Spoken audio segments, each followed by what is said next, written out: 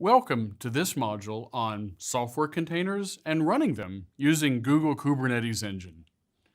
We've already discussed Compute Engine, which is GCP's infrastructure as a service offering, which lets you run virtual machines in the cloud and gives you persistent storage and networking for them.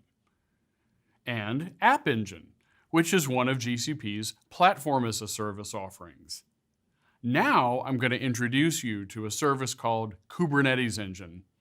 It's like an infrastructure as a service offering in that it saves you infrastructure chores.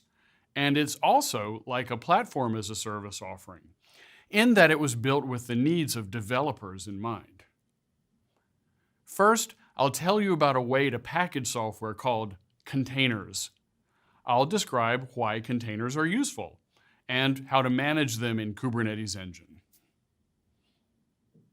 Let's begin by remembering that infrastructure as a service offerings let you share compute resources with others by virtualizing the hardware.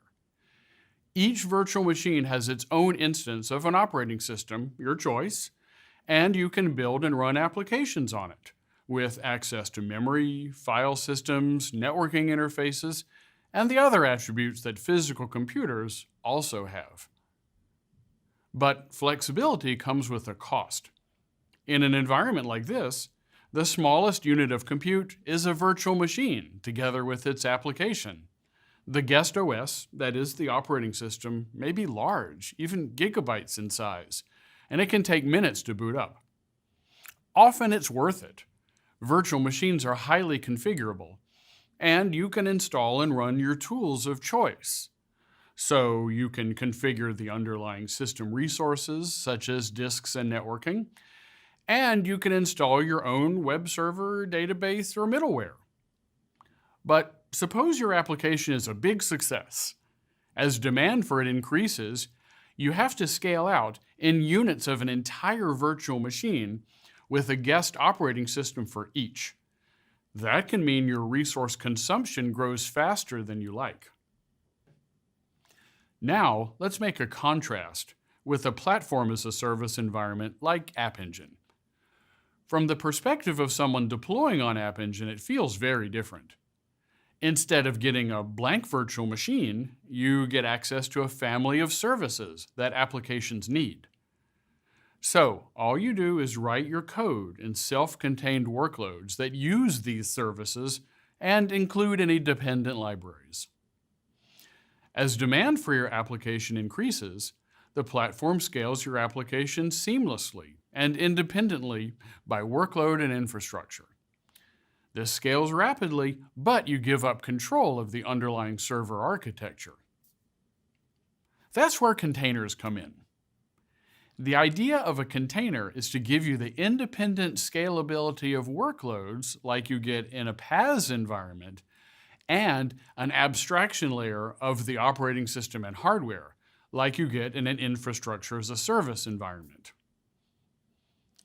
What you get is an invisible box around your code and its dependencies with limited access to its own partition of the file system and hardware.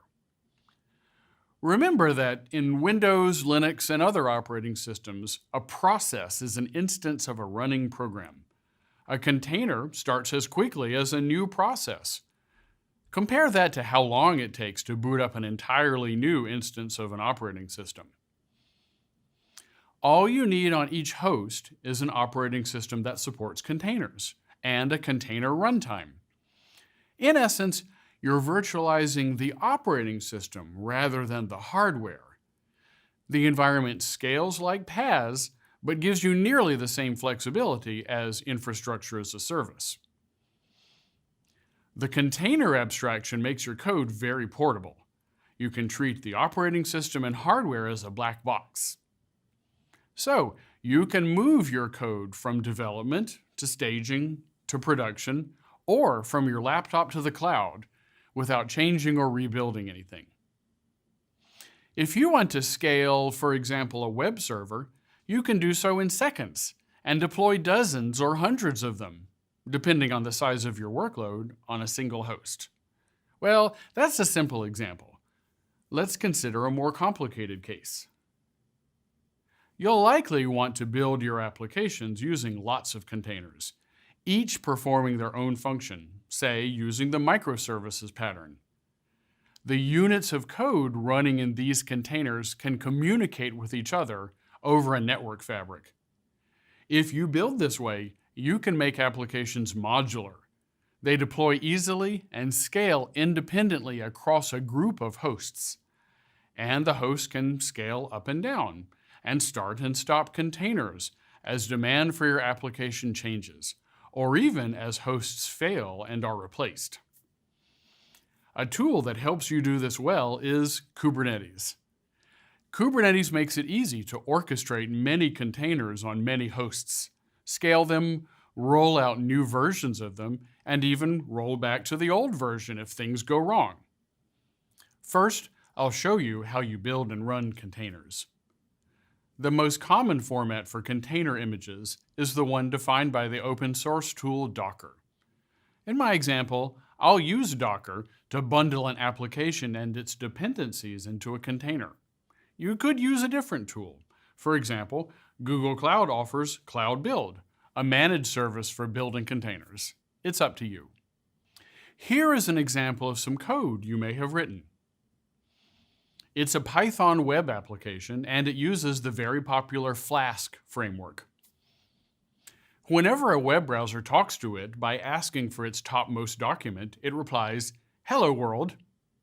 Or, if the browser instead appends /version to the request, the application replies with its version.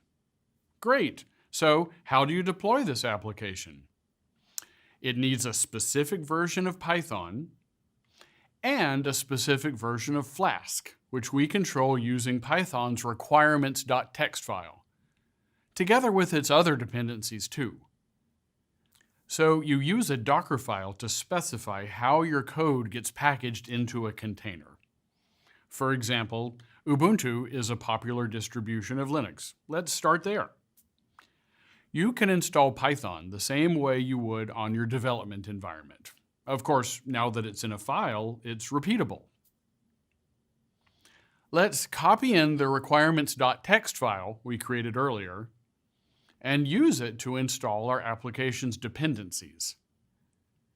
We'll also copy in the files that make up our application and tell the environment that launches this container how to run it. Then I use the docker build command to build the container. This builds the container and stores it on the local system as a runnable image. Then I can use the docker run command to run the image. In a real-world situation, you'd probably upload the image to a container registry service, such as the Google Container Registry, and share or download it from there. Great, we packaged an application, but building a reliable, scalable, distributed system takes a lot more. How about application configuration, service discovery, managing updates, and monitoring? In the next lesson, we'll talk about how Kubernetes and Kubernetes Engine help us there.